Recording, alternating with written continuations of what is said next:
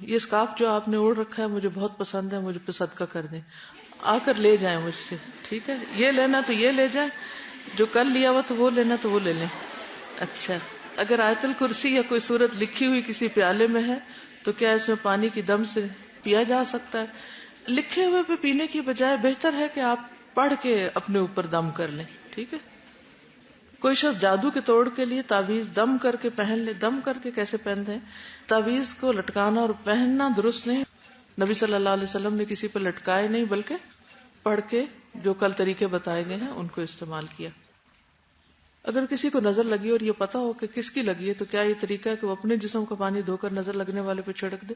اپنے کا نہیں، جس کی لگی ہے اسی کا چھڑکیں گے، ٹھیک ہے؟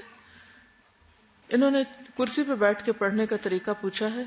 اگر ایک شخص ایک لمحے کے لیے بھی کھڑا ہو سکتا ہے نا تو اس کو بھی قیام میں کھڑا ہونا چاہیے.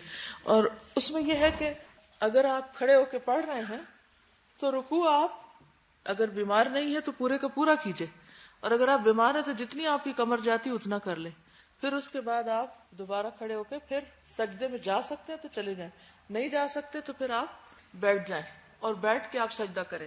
رکوع کے لیے یہ ہے، یعنی اگر آپ کھڑے ہو کے رکوع نہیں کر سکتے اور بیٹھ کے رکوع بھی کرنا ہے تو رکوع کے لیے نصف جھکے اور سجدے کے لیے اس سے زیادہ، ٹھیک ہے؟ اور اشاروں سے پڑھ لیجیے، باقی اسی طرح ہی ہوگی، ٹھیک.